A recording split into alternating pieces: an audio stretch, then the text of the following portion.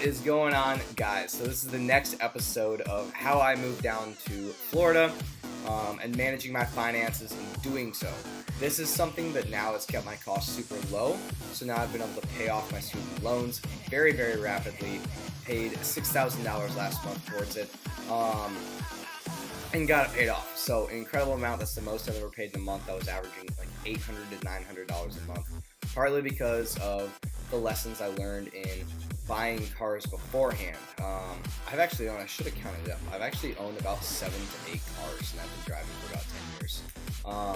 Looking to sell the current car that I have now here not too long, hopefully next year or two, and then upgrade to one of my dream vehicles, which is a Jeep Gladiator, super customizable. I just love the Jeep Wrangler, Rubicon Gladiators. I love that style. I take the top off and all that. So customizable. But we'll get into how I was able to move and manage my finances through my car buying options and not go too crazy, and how I was able to get $110 a month payments, actually just under $105 a month for a 2014 Honda Civic. So one of the first lessons and one of the things that was going through my head was, how do I get these payments as low as possible in an affordable car that's reliable? So my thought is I can't just have something that is low cost month to month. I need to have something that's going to be low cost year to year with the maintenance that comes with the car.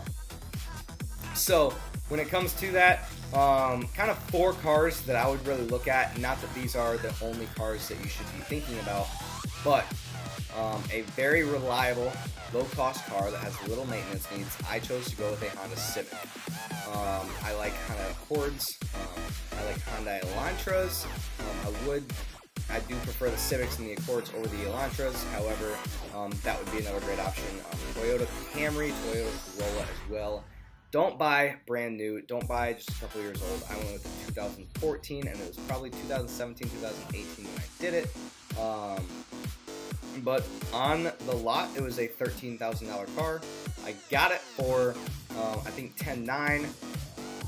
I had about a $4,500 down payment, so I financed less than 3/4 of it, and then I asked for a 6-year term. So I'll go over breaking down that, but some of the first things that you should be thinking about as you're going to buy a car.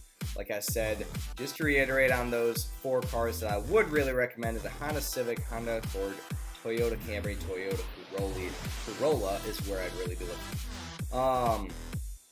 One of the big things is, do not get a car under $5,000. That's a huge gamble. You're spending very, very little month to month, but what it's probably going to mean is high mileage. And on those 4 cars I listed, Civic, Accord, Camry, and Corolla, high mileage is probably fine to go with. Mine had high mileage. It was a 2014. It was about 3 years old at the time, 3-4 years old. And on top of that, I was also able to get it when it had 120,000 miles. It currently has about 134,000 miles right now. Actually, it might have been about 105,000 miles. Either way, it had a lot of miles on it for being how kind of relatively new it was. And what was nice is about Honda Civic is there's hardly any maintenance issues that come with those. So the most I've had to do with my car, I think I replaced the windshield, which isn't a car issue at all. It's not like an engine or transmission issue or anything like that. I had to replace the windshield, which is free in Florida. Probably the only reason I replaced it, because it wasn't like a bad crack. It was just a little tiny chip that kind of annoyed me, so I got it replaced once I found out it could be done for free. But other than oil changes and just your standard getting new tires, I have done nothing to that car in the I believe about 30,000 miles that I've had it. So if your car's under $5,000, it probably means that it's just not reliable, and insurance companies don't want to have to make too many replacements and repairs on it. Honestly, the car dealership or the person's just trying to get rid of the damn car if it's under $5,000. They're not looking for a profit. So steer clear of those. So I like to stick to the $9,000, which would be on the lower end, to $12,000 range. Now, when I looked at this car, it was just over 12,000 miles, and I did some negotiations, which is the next thing that I'm going to get into, is negotiate, or find someone who can negotiate for you, whether it's a parent, whether it's a friend, I don't care. You need to go in there negotiating. Don't go to, you can check out some car lots that have like the no negotiations, this is the lowest price we go. That way you don't have to deal with the stress of haggling. However, they're catering to an audience that is uncomfortable with negotiations, so they're not going to come in there and negotiate with you. They're just going to have the prices a little bit higher to begin with. So that's what I don't like, is the prices that you're going to pay when you can negotiate at different car lots is going to be higher, with the intention that they're going to negotiate down anyway. You're probably going to get a better deal having negotiation tactics rather than going to a car lot where you can't negotiate. So first thing, especially with cars, is they have a lot of month-to-month sales goals. So they always tell you going at the end of the month, which is the best time to buy. And that's when you want to go in to actually have the cash on hand, or the intent of getting a loan, or I've already talked to a bank. At the end of the month is when you're going to buy. At the beginning of the month is when you're going to walk in and you're going to talk to them, though. Start doing your research at the beginning of the month. Now you have all month, and you can start in January and then buy in February or buy in some other month, it doesn't matter. But you go in at the beginning of the month, now you can see what they have. You can see what they have in the short term too, because they're going to be selling some of those cars, so you might miss out on a car, and that is fine. There's going to be more. So go in at the beginning of the month and lowball the hell out of them. And this is a great thing that I've learned from my father, and just from the experience of buying so many cars, is he regularly just goes into car lots and looks for cars. You never know when you're going to see that deal that you just can't pass up on, that dream car you want, or that car you want. It was a truck in my father's instance. He lowballed, the salesman wouldn't leave him alone. He lowballed the salesman, thought the salesman would kind of just be like, okay, fuck off, I'm going to go back to work. And the salesman said, all right, bet. It was a 2020, so at the time it was 2019, it was a 2020 truck. Lowballed the hell out of him, got over 25% off, and now he's like, well, I can't walk away from this offer. I'm never going to get something like that again, or chances are I'm never going to get something like that again. So went in, traded his current truck at the time in for this one. Now he has a more badass truck. But, so it's good if they say yes at that moment. Now you just got an incredible deal. I would offer over 25%, or at least 25% lower than what they're asking for, though. Now, you almost certainly won't get it, so now I'm going to walk through what to do from there. You're not going to get it, but make sure they have their contact info. You're looking for a car. They know you want a car. So what are they going to do? They're going to reach back out to you at the end of the month when they have sales quotas to hit, right? So either that salesperson isn't where they need to be, the car dealership isn't where they need to be, or they want to make some extra money by having another sale. So they're going to reach back out to you. And are you likely to get that 25%? Fuck no. You're probably still not going to get it, but you're going to get a lot closer to it than you would have if you bought day one. So remember that. Go to multiple car dealerships, talk to them about what you're being offered at the other places. You might just find that a different car, a different color car, or whatever it is that you want. But lowball them at the beginning of the month, buy at the end of the month. Don't get all those useless add-ons when you go to buy it. A lot of them is they try to sell me on, because white cars are extremely prone to it looking bad. Down in Florida, we have these things called love bugs, and they have fucked up quite a bit of cars with just how you drive through like a minefield of these damn bugs. They just cover your car, and there's like this coating that you can get on your car that makes it easier to be able to wash off. Well, how long is that coating going to last? It's not the lifetime of the car, but you're going to spend thousands of dollars putting it on. I have a white car, and white cars are the ones that they say are most prone to these love bug issues of just your car looking like shit because there's so much on there. I have never had a problem in the 2.5 years I've been down here. I've seen other vehicles just caked in them though. Never had a problem. I go through the car wash once, all the marks are gone.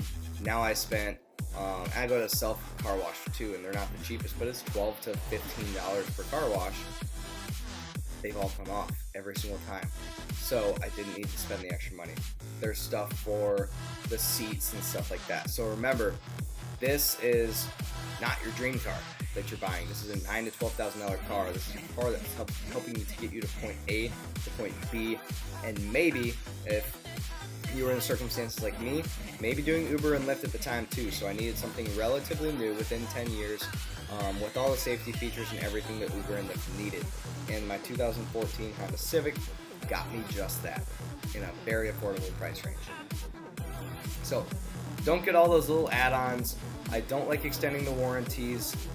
For certain cars, I would extend the warranty, but I had a Honda Civic. I'm going in there with the intent to buy something that's low cost on the maintenance side anyway. So do I need all the extra warranties?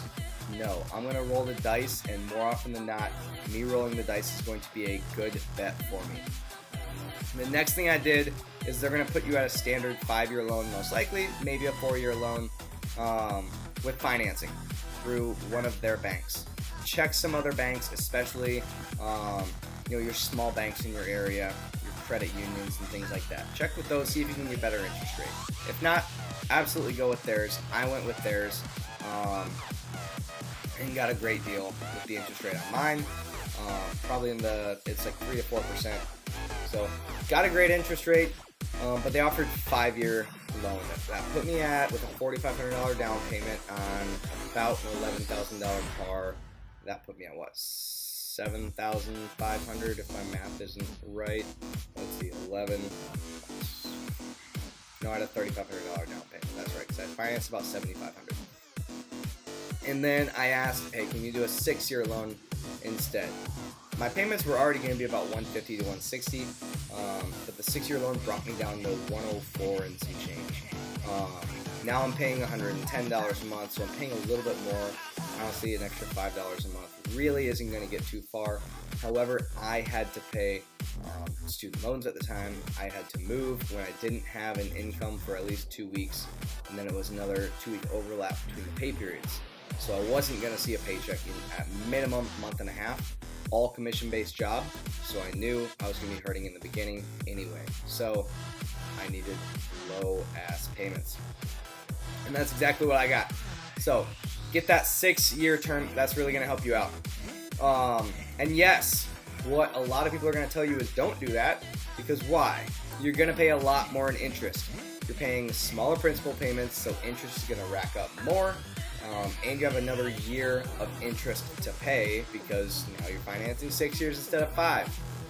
That's all right, because in the short-term goal is to lower your monthly costs to get other debt paid down and to build a savings account for emergencies. It's not going to take me 6 years to pay off this loan. It's been about 2.5 years since I've had the car. I'm going to start ramping mine up here soon.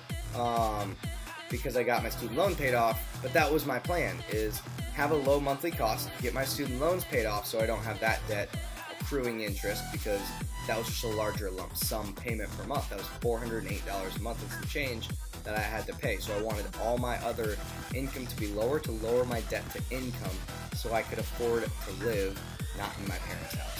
So that's what I did. And then now I have the opportunity, with the rate that I was paying off my student loans, I could pay off my car this year if I wanted to. Maybe I choose to put more in stocks, more in investments, contribute more to my Roth IRA, 401k. Maybe I do that.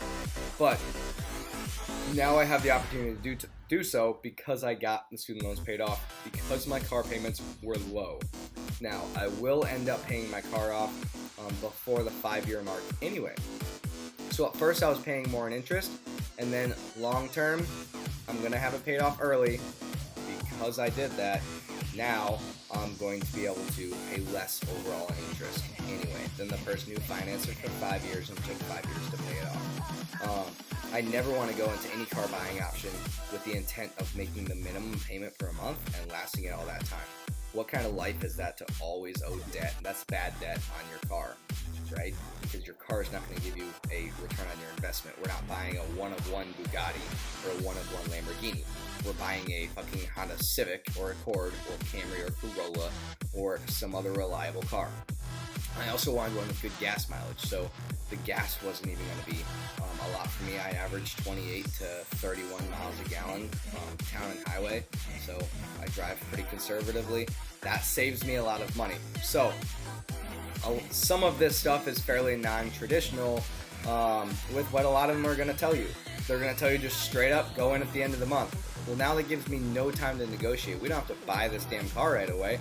We have to get the car at some point in the near future, because we're either going to move or you've already been paying these high payments on a car for X long anyway. You can do that for a little bit longer, but I understand what it's like to every single month be going through that fucking anxiety of watching your credit card bills just get higher and higher and higher, and you're paying near the minimum or just above the minimum to get those paid off. And then you have the student loans, and then you have the car payment, and then you have the rent, and it's just fucking exhausting, and you're getting the anxiety attacks. I've been there, and I'm not one to get anxiety attacks. That's the shit that gave me anxiety attacks. Usually when I was going to bed. So now I'm getting shit sleep. I'm unproductive the next day, or less productive the next day, and this is how to help you get out of it. So if you guys do have any questions, reach out to me. My Instagram is JakeBlock_fitness. But you can comment on here, you can DM me there, you can reach out to me, and I will be willing to work with you if you're in the area. I love the negotiation stuff with car buying. I would love to sit down with you, love to give you some advice. So you can go to the link in my bio on Instagram or make a comment, send me a DM, and we will set up a coaching call on how to negotiate, work on one-on-one, go over your finances, and we will find out what works best for you, what's the best approach to take, what approach would I take as someone who took my net worth from about negative 25,000 at the beginning of 2020, and by the end of 2020, the last day of 2020, I had a net worth from negative about 30,000 to about negative 10,000, or positive 10,000, about a $40,000 flip. I'm not making six figures, I can fucking tell you that. I'm making great money, but it's not the six-figure salary that got me to that point. So book a consultation with me. I can help you get there by lowering your bills, decreasing your debt to income ratio, helping you understand how we can get there, helping you with car buying, helping you with the credit cards, whatever you may need. Just let me know how I can help, and I will help you. So don't forget to book that with me on either Jake Block Fitness. There's actually a link in my bio where you can just book a call, or you can shoot me a DM. I'll set it up with you that way, or comment on this post. Love to help you guys out. Have a great and phenomenal week and weekend whenever you guys are watching this. Until next time, peace out.